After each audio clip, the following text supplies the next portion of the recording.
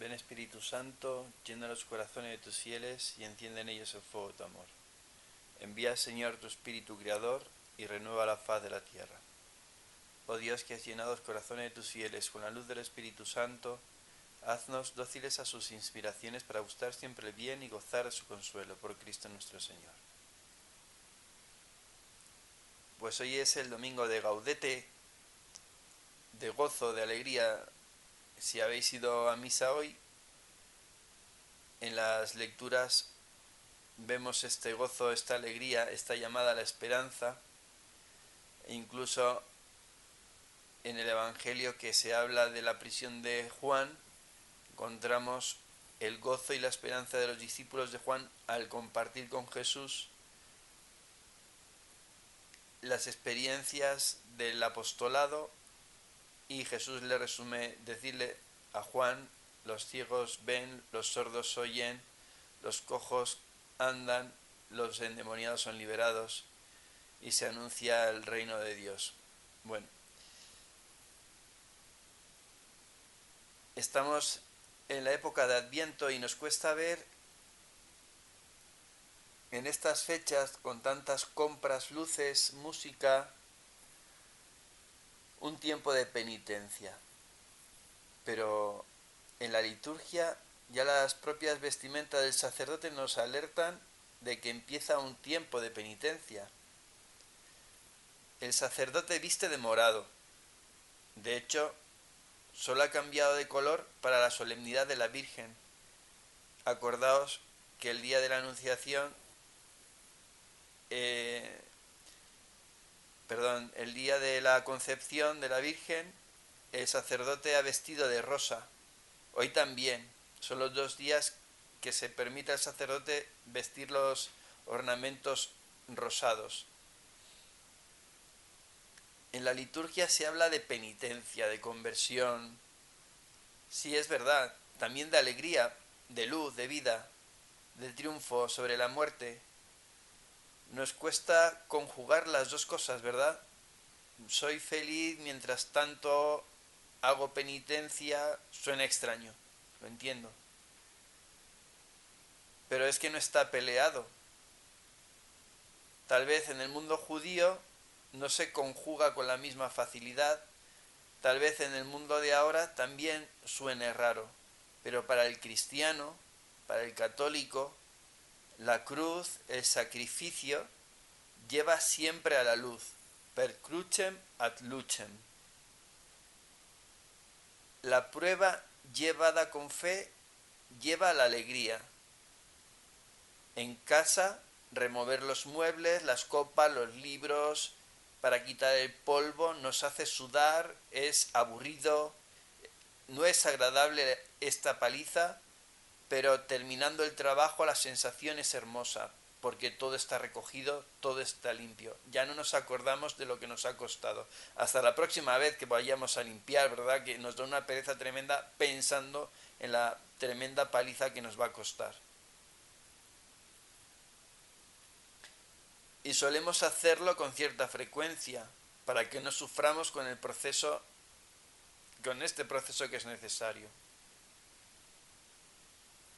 El Adviento no solo celebra o conmemora el nacimiento de forma milagrosa del Hijo de Dios, de una virgen adolescente, hebrea de nacimiento, por lo que Jesús nace hebreo también, de la estirpe de rey David. En Adviento nos recuerda a la liturgia que debemos desear y pedir que se cumpla la promesa de Jesús de su segunda venida en gloria. Su segunda venida. En todas las misas decimos: ven Señor Jesús. Ven Señor Jesús. En la misa de hoy, en la oración, el sacerdote nos recuerda que el cristiano es el que espera la segunda venida de Cristo. Maránata, ven Señor Jesús. Cristo vendrá, según dice el Catecismo, para glorificar su sagrada humanidad ante los hombres. Después de haber sido tan despreciado y rechazado como hombre, viene para glorificar la humanidad, para alegrar y consolar a sus siervos, a los discípulos que adoran su humanidad y su divinidad, para confundir a los malvados que blasfemaron y negaron su humanidad, y para establecer públicamente su reino eterno en unión con los ángeles y los santos, en unión con la creación espiritual y material. En esta promesa nos fiamos de que los que hayan fallecido, los cuerpos resucitarán, pues es salvada o condenada toda la persona, esto es, el cuerpo y el alma, el espíritu. Los que vayan y estén en el cielo, su cuerpo se unirá al alma ya salvada, y los que se hayan condenado serán condenados en cuerpo y alma. La liturgia también nos habla del juicio final, que suena aterrador, pero es una llamada a la esperanza, ya que el que haya vivido esperando este momento y preguntándose a él, nada debe temer, pues solo será trágico para aquellos que hayan rechazado conscientemente y necesariamente y neciamente la salvación de Jesús. Amigos, la vida es una batalla. Militia es vita homini super terra, reza un adagio latino. ¿Una batalla contra qué? Muchas videntes, así como María Matiata, que he hecho 2 vídeos sobre ella, han visto cómo los demonios se reúnen y se congregan para planificar de qué forma pueden separar, apartar a los hombres de Dios. También en la Salet habla de cómo los demonios buscan las tretas más sutiles para que el hombre se aparte de Dios, pensando como Adán y Eva que Dios nos engaña. Entonces es una batalla sobre todo contra el pecado. ¿Qué nos lleva a pecar? Pues muchas veces el puro desconocimiento, muchas veces la concupiscencia, también los malos hábitos no enmendados y sobre todo la malicia. Todo esto alentado por unos enemigos exteriores que la Iglesia llama el mundo, el demonio y la carne. Debemos evitar el pecado, sí, porque éste produce una deformación de la relación con Dios y con los hermanos, como nos cuenta el texto teológico del relato del Génesis, del pecado de Adán y de Eva. El pecado genera una preferencia de la criatura sobre el Creador, de lo caduco sobre lo eterno. El pecado es un mal hecho a un Dios que no solo es infinitamente bueno, sino que nos ama con locura. Esta ofensa es un daño mayor que cualquier ofensa que podría recibir cualquier criatura. Debemos luchar hasta la sangre por evitar el pecado, porque el pecado mortal es tremendamente dañino para el hombre, pues mata el alma irremediablemente. Y esta muerte no es temporal, sino eterna. Así que si tu ojo te escandaliza, sácatelo. El pecado tiene 2 consecuencias. 1, la culpa. La culpa es la falta en que incurre el pecador y el deber de reparar a Dios. Y 2, el castigo, porque el pecador sufre a causa de la privación de algún bien de esta vida o en la vida eterna. La pérdida de la amistad y la gracia de Dios es el castigo inmediato. Otros, dependiendo de la gravedad, se pagan en el purgatorio, que es temporal, y otros con el infierno, que es eterno. Sabéis que hay 2 tipos de pecado, el mortal y el venial. El pecado, para que sea mortal, tiene que ser una ofensa contra Dios en materia grave, una ley importante como los 10 mandamientos, hecha con plena conciencia de la propia acción y con pleno consentimiento de la voluntad. Este pecado ofende gravemente a Dios, que no puede ser expiado por el hombre con sus solas fuerzas. Necesita la confesión, y no una confesión en la intimidad de la capilla. No, necesita la confesión delante del sacerdote, que es otro Cristo. Así que la confesión es el reconocimiento de que yo he ofendido a Dios y el pedir perdón a Dios mismo a través del sacerdote, que es Cristo mismo. Por eso nos dice: yo te absuelvo. No es yo, Antonio, sino yo, Jesucristo, te absuelvo de tus pecados. Infringen la muerte espiritual, privando al hombre de la gracia santificante recibida en el bautismo. Además, despoja al alma de los méritos pasados y del poder adquirir nuevos méritos, y cierra al hombre las puertas del cielo. ¡Qué gravedad! Nuestro corazón no descansará hasta que descanse en ti, decía San Agustín. Y qué descanso es inigualable al descanso eterno. Así que el mayor sacrificio, el mayor dolor del alma condenada es estar apartada de Dios eternamente. El pecado venial es una ofensa contra Dios que no priva al alma de su amistad, pero sí merece un castigo temporal.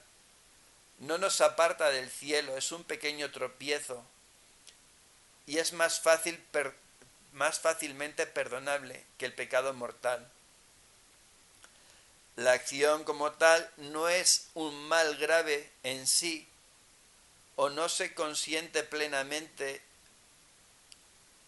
en ella como suele ocurrir cuando tenemos los primeros pensamientos de pecado. La suma de pecados veniales no hace un pecado mortal, pero debemos evitar, por insignificante que parezca, estos pecados porque van deformando nuestra vida. Así lo dice el cardenal Newman en sus reflexiones. El pecado venial disminuye la luz de nuestro intelecto y debilita la fuerza de la voluntad. Empaña también la belleza de nuestra alma y hace que nuestras obras sean menos agradables a Dios. Nos priva de los altos grados de gracia y gloria que podríamos haber obtenido, dispone y conduce al pecado mortal, trae castigos en esta vida y, si no se expían antes de la muerte, nos condena a las penas del purgatorio. Pecados de malicia. Se consideran pecados muy graves que claman venganza al cielo.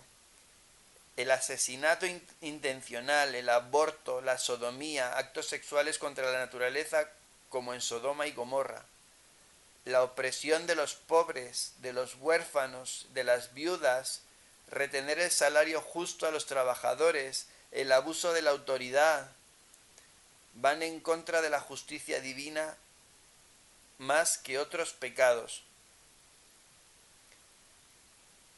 Destacan también los pecados contra el Espíritu Santo, la desesperación de la salvación, la presunción, el rechazo a la verdad conocida, la envidia del bien espiritual de otro, la obstinación en el pecado y la impenitencia final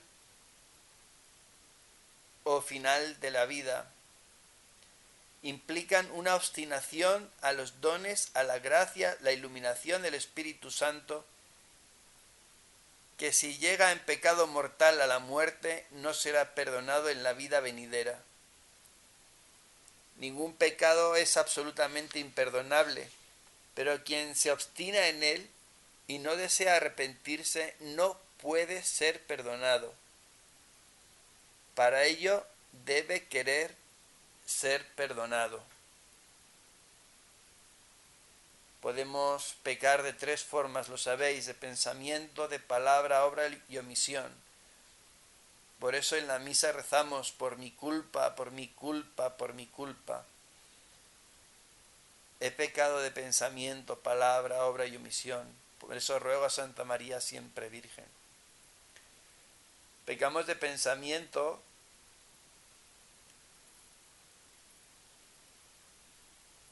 Bueno, no pecamos de pensamiento cuando tenemos un pensamiento pasajero.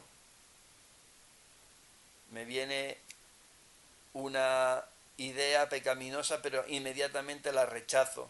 Es el demonio que me está atacando, no soy yo el que la está buscando. Eso no es pecado.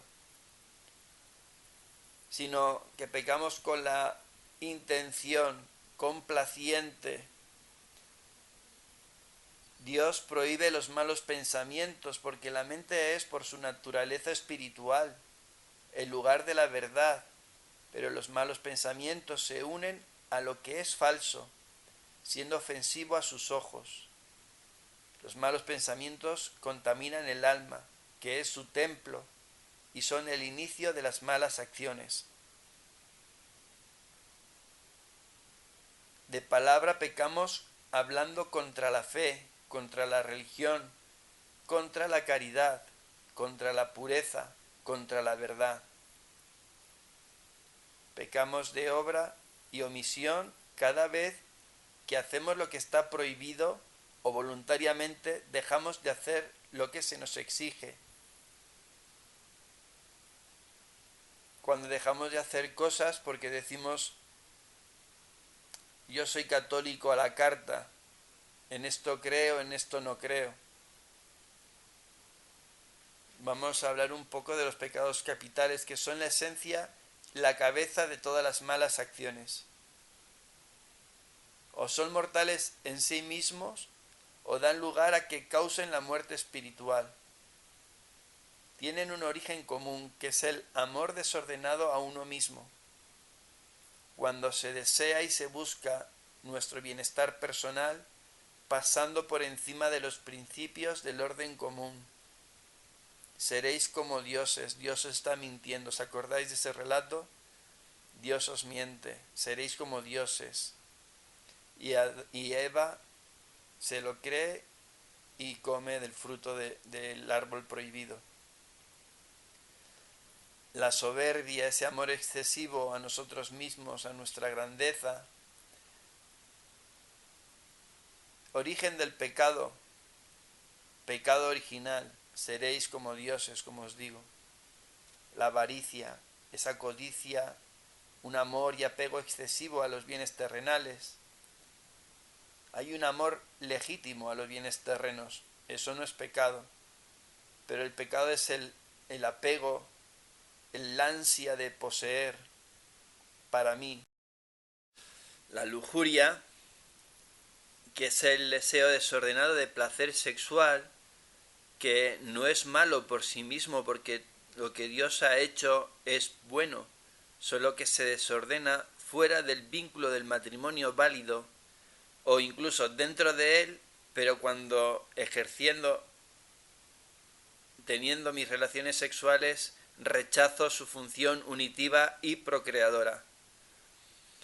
La ira, que es la cólera excesiva que procura el mal hacia alguien por deseo de venganza o una reacción desmedida contra algo malo contrario a nuestra voluntad o deseo, infligiendo o deseando un daño injusto que no se lo merece, o incluso que puede ser justo, pero yo no soy quien para ejercer esa justicia. La gula, deseo desordenado hacia la comida o la bebida. La envidia, tristeza egoísta ante la prosperidad ajena, a veces unida al deseo de destruirla, considerando la prosperidad del otro como una pérdida para uno mismo. La pereza es aquella tristeza o disgusto por los bienes espirituales, con un apego desmedido por el descanso, el abandono de los deberes. El disgusto por el trabajo no es en sí pecado, es derivado del pecado original por el que Dios nos condena a trabajar con fatiga. Recordar lo que dice San Pablo: quien no trabaje, que no coma. La tentación, he dicho, no es pecado, es la lucha del mal contra nosotros para que nos apartemos de Dios.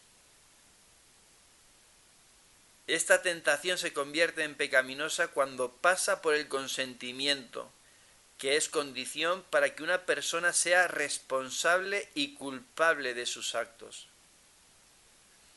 Pero también la tentación contribuye a dar gloria a Dios cuando por su gracia vencemos la tentación, mostrando su poder para vencer el mal.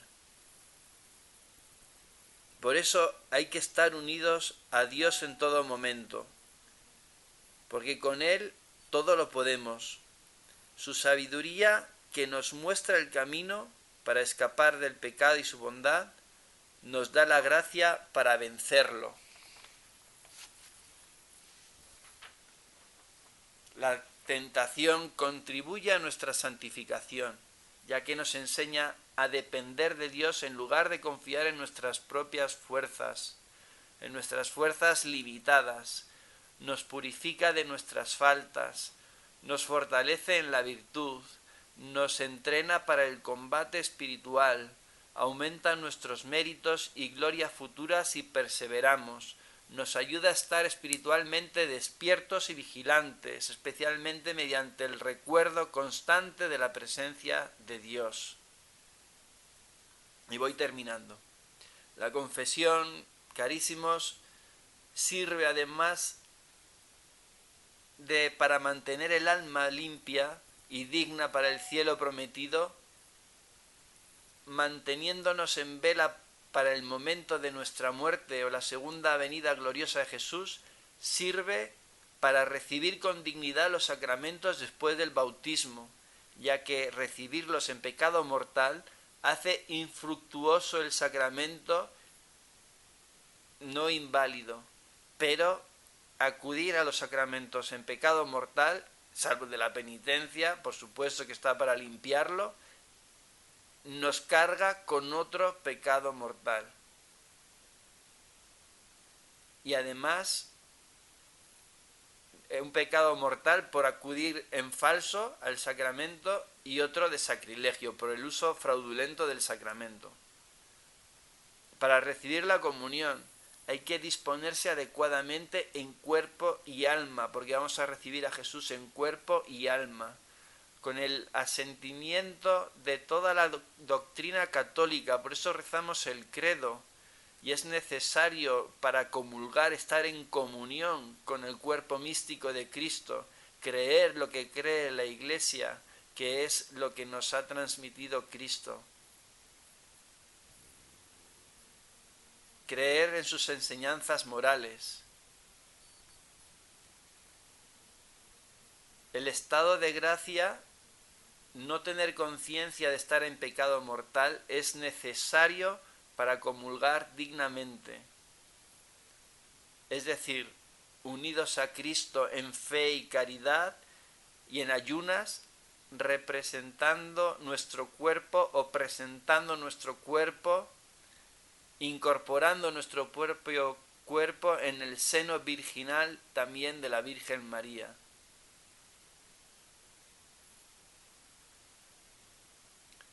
No es obligatorio confesar los pecados veniales, pero sí muy conveniente, pues al purificar el alma también de estos pecados veniales, incluso de las faltas mínimas, la confesión elimina los obstáculos a ciertas gracias actuales y otros beneficios de la Sagrada Comunión, e intensifica nuestra conciencia de su dignidad, de la dignidad de la Eucaristía, porque tenemos que acudir lo más puros posibles, pues la Eucaristía es el cielo en la tierra, y al cielo se entra puro. Al purificar el alma, la confesión elimina estos obstáculos, nos hace dignos de las gracias actuales e intensifica nuestra conciencia, como he dicho. Nos hace la conciencia más sensible a las cosas de Dios y a aquello que daña la caridad.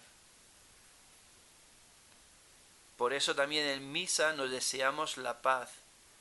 Y es bueno reconciliarnos también en la misa con aquellas personas que nos han hecho daño o a las que a lo mejor hemos hecho nosotros daño.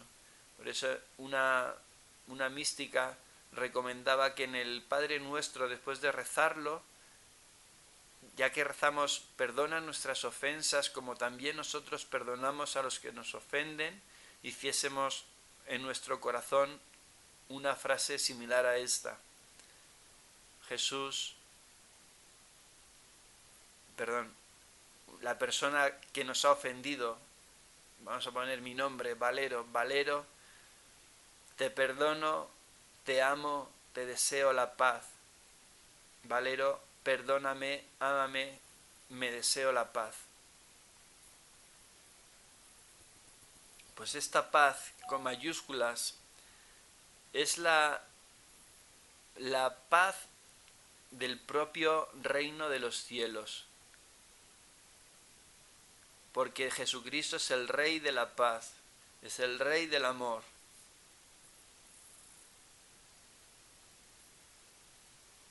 Hay que confesar el número y la especie de nuestros pecados. ¿Esto qué es?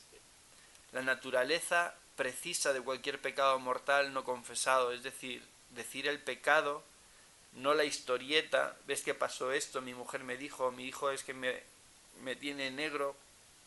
No, salvo que ese detalle pueda atenuar o agravar el hecho que se pone en la confesión. No es lo mismo atropellar a una persona con el coche siendo prudente con la velocidad en un día de niebla que una persona cruza por donde no debe, a ir como un loco por la ciudad saltándose los semáforos y los pasos de peatones. ¿Y cuántas veces se cometió cada pecado mortal? Siempre que se recuerde. Entonces tenemos que confesar los pecados mortales todos, contando lo que pueda agravar o suavizar el pecado y también las veces que lo hemos cometido. El sacerdote no puede absolver de pecados que el penitente no tenga intención de arrepentirse. Y es lógico, porque Dios no puede perdonar lo que tú no te duele la ofensa.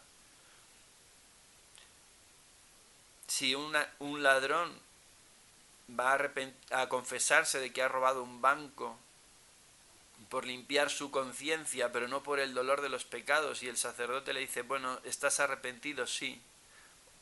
Te perdono. Si dice, no te puedo perdonar. Bueno, sí, estoy arrepentido, pues devuelve el dinero. No, ¿ya te lo has gastado? No. Entonces no te puedo perdonar. El sacerdote no puede absolver de estos pecados que el penitente no tenga intención de arrepentirse y manifieste su falta de voluntad de obedecer a la voluntad de Dios. La confesión tiene como efectos que borra los pecados cometidos después del bautismo cuando se confiesan con contrición, con arrepentimiento. Remite el castigo eterno debido al pecado y el pecado temporal en proporción a nuestras disposiciones. Devuelve la vida sobrenatural al pecador y aumenta la gracia del justo. Una persona, decía Santa Teresa, el santo más santo peca 7 veces al día, también lo dice en el Antiguo Testamento. Pero una persona que no comete pecados mortales, que su vida es constante gracia, es la confesión de sus faltas, de faltas de caridad, de faltas de delicadeza, de faltas de puntualidad, aumenta la gracia del justo, restaura nuestros méritos perdidos por el pecado y aporta gracias específicas para evitar los pecados confesados. aunque a veces nos cuesta verlo porque generalmente nos confesamos constantemente de los mismos pecados, pero el hecho de confesarlos, la conciencia ya está generando un rechazo al pecado. Y la gracia de Dios nos da fuerzas para que, sumados a esa conciencia, podamos evitar en el futuro los pecados. E imparte una paz sensible y serenidad de conciencia.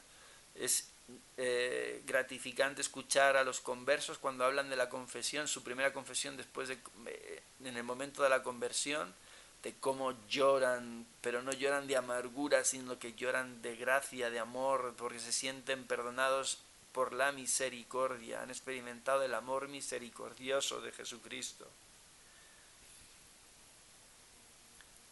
Se imparte una paz sensible y serenidad de conciencia. Para recibir dignamente la confesión necesitamos hacer los actos de contrición, confesión y satisfacción. Examen de conciencia, dolor de los pecados, propósito de enmienda, decir los pecados al confesor y cumplir la penitencia. Esta penitencia el sacerdote tendría que hacer justa, aplicada según el peso de tus propios pecados, porque sería injusto que el sacerdote, por intentar ser buen pastor, pusiera penitencias suaves por no molestar al penitente, porque lo que tú no repares en penitencia en la tierra, lo tendrás que reparar en el purgatorio. Para eso está la penitencia. Y el sacerdote tiene obligación del sigilo o secreto sacramental. Lo que hemos puesto en la confesión deben ser conocidos solo por Dios, el sacerdote como representante y el penitente. Es un deber inviolable del que nadie, ni el Papa, puede dispensar, ni bajo pena de muerte. De hecho, hay muchos sacerdotes mártires de la confesión. El sacerdote tan siquiera puede, fuera de la confesión, exponer una reflexión al respecto. Cuando, por poner un caso, me encuentro un penitente que en confesión me contó algo y después de la confesión digo, ay, podía haberle dicho esto, y me lo encuentro un día por la calle y digo, oye, Valero, mira que el otro día en tu confesión sobre este aspecto pude haberte dicho esto, sería bueno que lo hicieras. No puede, porque estaría rompiendo el secreto de la confesión. Pues yo os animo y os invito en lo que queda de Adviento, a hacer un examen de conciencia general. ¿Qué es esto? No desde mi última confesión, sino si no habéis hecho nunca una confesión general de toda vuestra vida, desde que tenéis sentido de razón, hacerla desde que tenéis sentido de razón.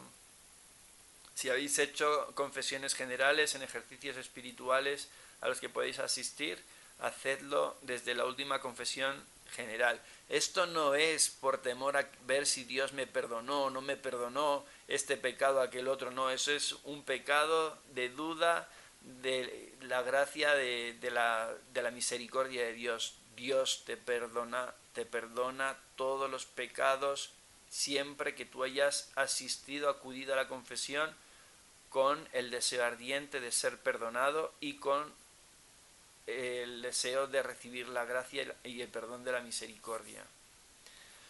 Esto significa que yo hago examen y balance de lo que ha sido en mi vida desde la última confesión general, reconociendo que soy débil, reconociendo que Dios es misericordioso conmigo y con el deseo de seguir luchando contra los vicios del demonio, del pecado y de la carne.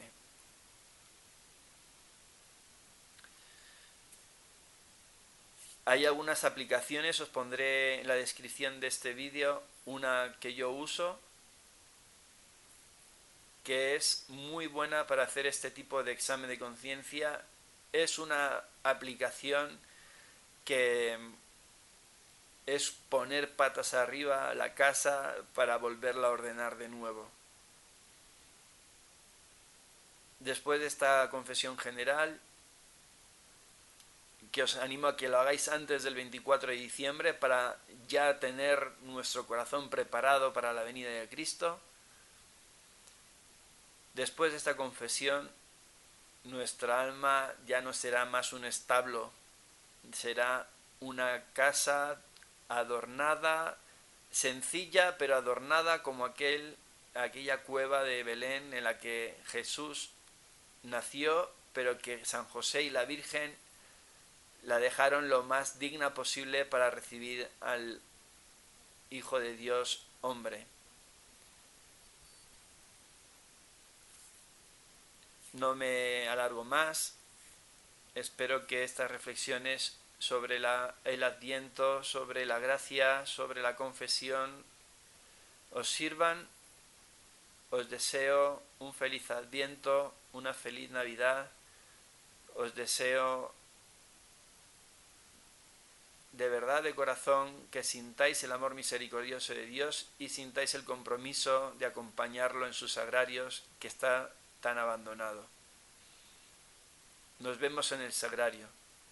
Oh Dios Salvador crucificado, hazme arder de amor, fe y empeño por la salvación de mis hermanos.